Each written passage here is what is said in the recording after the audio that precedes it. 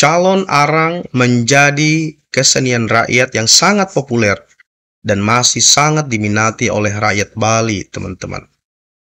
Calon arang dikenal sebagai makhluk jadi-jadian yang sangat menyeramkan, menguasai ilmu leak tingkat tinggi sehingga sangat ditakuti. Lalu bagaimana sejarahnya, teman-teman? Berikut ini Tikaka bagi sebuah cerita kisah tentang calon arang dan asal-muasal leak Bali yang Tikaka kutip dari daerah.sindonews.com.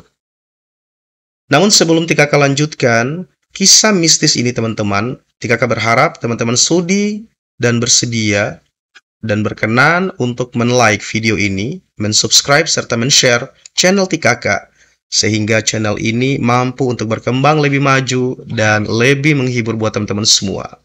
Terima kasih atas kesediaan teman-teman yang telah sudi membantu pengembangan channel ini menjadi lebih berkembang dan lebih maju. Berikut kisah mistisnya, teman-teman.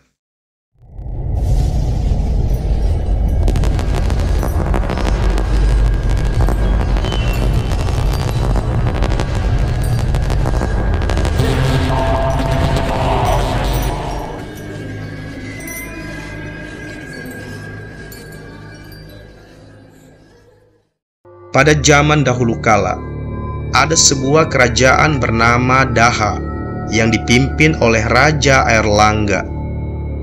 Ia dikenal sebagai raja yang begitu adil dan bijaksana. Rakyatnya hidup tentram, aman, dan bahagia di bawah kepemimpinannya. Sayangnya, teman-teman, kedamaian tersebut cukup terusik dengan keberadaan seorang wanita parubaya yang menjadi pengikut Betari Durga, sang dewi kesesatan. Ia tinggal di ujung desa Girah dan tidak segan-segan untuk mencelakai orang lain menggunakan ilmu hitam. Namanya adalah Ki Rangda, tapi orang menjulukinya sebagai calon arang. Ia tinggal bersama dengan anak perempuan sematawayangnya yang bernama Ratna Manggali. Ki Rangda adalah seorang wanita berwajah sinis yang selalu curiga dengan orang lain yang mendekat. Hal itu dikarenakan suaminya meninggal dan diduga karena terkena ilmu hitam. Kemudian, ia mempelajari ilmu hitam untuk menuntut balas dendam akan kematian suaminya yang masih belum diketahui siapa dalangnya.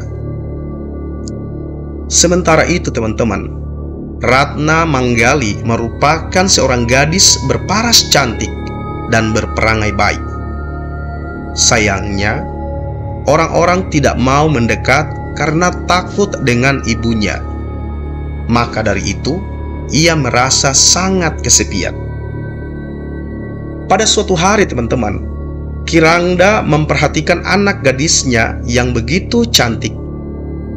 Ia sebenarnya merasa prihatin karena tidak ada yang mendekatinya. Padahal umurnya sudah pantas untuk menikah. Sebenarnya ada banyak sekali pemuda yang jatuh hati pada Ratna Manggali. Hanya saja mereka takut akan terkena ilmu hitam ibunya.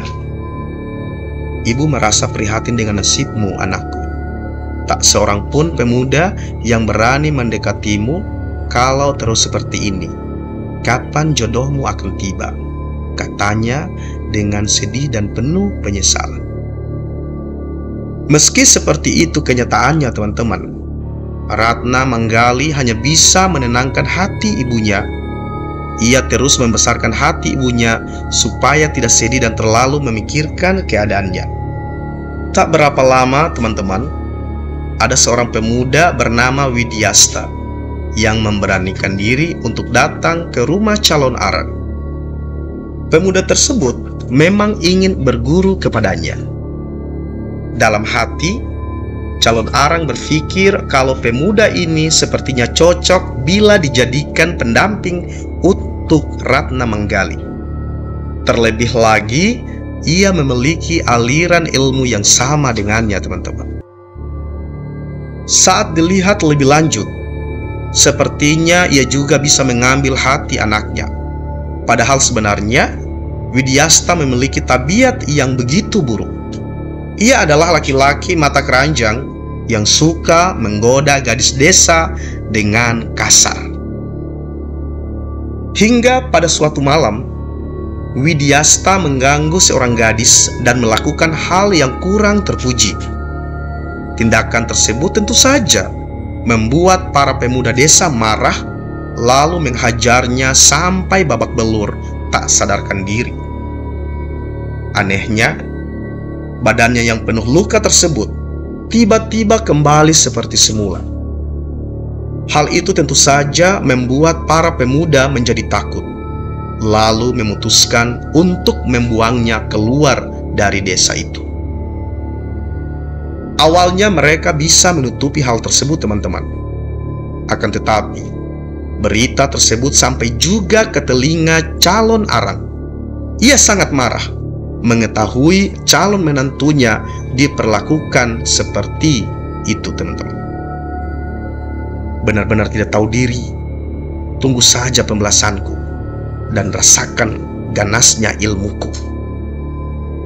Sambil tertawa dan ucapnya penuh amarah, ia lalu mempersiapkan segala sesuatunya untuk melakukan penyembahan. Ratna Manggali yang mengetahui kejadian sebenarnya berusaha menghentikan sang ibu. Tapi usahanya gagal, teman-teman. Kirangda kemudian berubah menjadi calon arang yang memiliki tubuh seperti raksasa dan berwajah mengerikan. Setelah itu, wabah kemudian menyerang desa Girah, tak mengenal ampun. Semua panenan menjadi gagal. Anak-anak bayi pun banyak yang meninggal secara mendadak, teman-teman. Berita wabah penyakit di desa Girah akhirnya sampai juga ke telinga Raja Erlangga. Ia kemudian memutuskan untuk langsung menindaklanjuti hal tersebut setelah mengetahui penyebab yang sebenarnya. Sang raja mengirim patih-patih terbaiknya untuk menyerang Kirangda di malam hari. Ia berpikir bahwa wanita tersebut akan lengah ketika sedang tidur. Namun, kejadian yang sebenarnya justru sebaliknya, teman-teman. Dukun aliran ilmu hitam tersebut ternyata sudah mempersiapkan semuanya. Ia bahkan berhasil memukul mundur para prajurit kerajaan tanpa kesulitan yang berarti. Penyerangan tersebut semakin memicu kemarahannya. Ia lalu mengirim wabah lagi ke banyak desa sehingga keadaan menjadi lebih parah dari sebelumnya. Kejadian tersebut membuat raja menjadi semakin kewalahan. Pasalnya, semakin hari semakin banyak orang yang berjatuhan. Tempat tinggal sementara yang disiapkan sudah semakin penuh dengan bahan makanan semakin menipis. Di tengah kekalutan tersebut, anak Raja Erlangga yang bernama Jayabaya membawa angin segar. Di perpustakaan kerajaan, ia kemudian menemukan sebuah lontar yang di dalamnya tertulis kalau ilmu hitam Kirangda hanya bisa dikalahkan oleh seorang pendeta agung bernama Empu Baradah. Tanpa membuang waktu lagi, sang raja kemudian menyuruhnya dan beberapa patih untuk pergi ke Lemah Tulis, tempat di mana Empu Baradah tinggal. Setelah menempuh perjalanan selama berhari-hari, akhirnya tibalah mereka di padepokan milik Empu Baradah. Kondisi di Lemah Tulis begitu jauh berbeda dari desa-desa di kerajaan Daha. Desa ini sama sekali tak terpengaruh oleh ilmu hitam calon arang. Sesampainya di situ, kedatangan rombongan kerajaan diterima baik oleh Empu Baradah. Kemudian, Jayabaya menyampaikan maksud kedatangan mereka, yaitu meminta bantuan untuk mengatasi ilmu hitam milik calon arang yang mengacaukan desa-desa. Empu Barada berpikir sebentar dan menemukan sebuah cara untuk mengatasi wabah tersebut, teman-teman. Ia kemudian memanggil murid kepercayaannya yang bernama Bahula. Ia meminta bantuan pemuda tersebut untuk membantu mewujudkan rencananya dengan cara menikahi Ratna Manggali. Meskipun awalnya merasa ragu-ragu, Bahula pun menurutinya.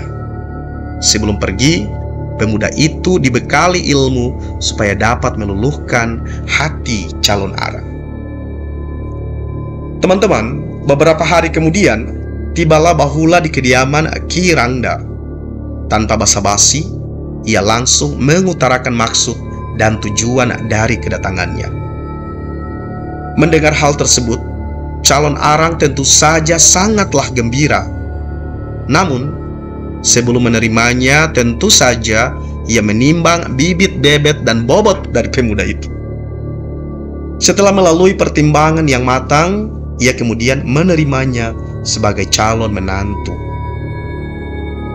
Pernikahan Ratna Manggali dan Bahula diadakan sehari semalam dengan sangat meriah.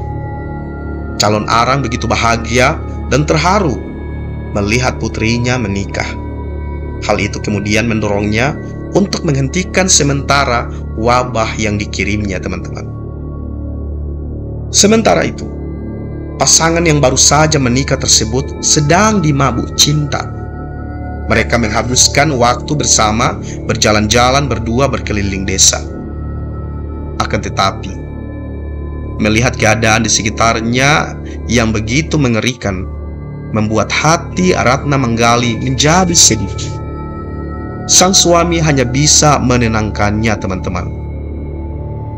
Beberapa waktu kemudian, datanglah Empu Baradah mengunjungi pasangan pengantin baru itu. Ia kemudian tinggal bersama selama beberapa waktu sambil memberikan petuah-petuah pada keduanya. Ternyata, teman-teman, kedatangan Empu Baradah tersebut membawa perubahan positif untuk Ki Rangda. Ia sudah jarang sekali melakukan pemujaan dan sepertinya hatinya sudah mulai luluh. Kemudian pada saat yang tepat, Ratna Manggali meluangkan waktu untuk bicara dari hati ke hati dengan ibunya itu. Ia memohon kepada sang ibu untuk menghentikan dendamnya dan perbuatannya yang merugikan seluruh desa. Terlebih lagi, sekarang dirinya sudah menikah dan bahagia, sehingga tidak ada lagi yang perlu dikhawatirkan. Ki Rangda sepertinya mendengarkan permohonan anak sematawayangnya tersebut. Ia kemudian pergi menemui Empu Baradah untuk melakukan penyucian diri. Mendengar hal tersebut, Ratna Manggali tentu saja merasa bahagia. Sang pendeta agung menyiapkan semua hal yang dibutuhkan untuk keperluan penyucian. Saat dirasa waktunya sudah tepat, ia kemudian memulai upacaranya. Pada awalnya, teman-teman, kegiatan tersebut berjalan dengan baik. Namun, tak lama berselang, tiba-tiba tubuh Ki Rangga menjadi bergetar hebat hingga terpental cukup jauh. Tak disangka, ia kemudian berubah menjadi raksasa calon arang yang begitu mengerikan dan mengeluarkan api. Ternyata, roh kekuatan calon arang tidak rela kalau tubuh yang menjadi tempat tinggalnya selama ini disucikan. Perkelahian sengit antara calon arang dan Empu Baradah pun tak bisa lagi dihindari. Raksasa tersebut semakin gencar menyerang saat api yang dikeluarkan tak mampu membakar sang empu. Keadaan di sekitar sudah begitu hancur, teman-teman. Melihat calon arang yang tidak menunjukkan tanda-tanda menyerah, Empu Baradah lalu mengeluarkan ajian pamungkasnya untuk menghentikan semua ini, dan berhasil. Raksasa berwajah menyeramkan tersebut langsung hangus terbakar sampai menjadi abu. Empu Baradah lalu mengumpulkan abu tersebut dalam sebuah kain putih. Ia menghidupkannya kembali dan muncullah wujud Kirangda yang terlihat pucat. Aku merasa malu untuk terus hidup.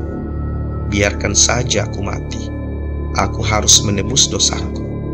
Lagi pula, kalau mati aku akan menuju kesucian, ucapnya. Sebenarnya teman-teman, Empu Baradah tidak tega melenyapkan Kirangda. Walau bagaimanapun, ia adalah besannya.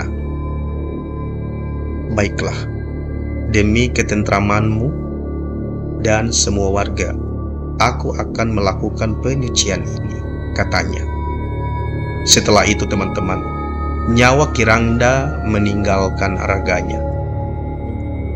Seketika itu juga wabah penyakit kemudian hilang. Para warga pun bersuka cita dan kerajaan Daha kembali aman serta tentram.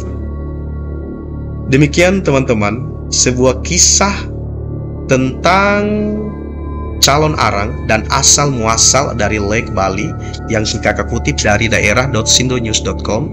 Dan semoga teman-teman suka kemudian terhibur dengan kisah ini. Dan kakak bermohon, semoga teman-teman sudi dan ikhlas untuk men-like video ini, kemudian men-share dan men-subscribe channel ini, agar kakak mampu membangun channel ini menjadi lebih baik, lebih bermanfaat, lebih berkembang. Assalamualaikum warahmatullahi wabarakatuh.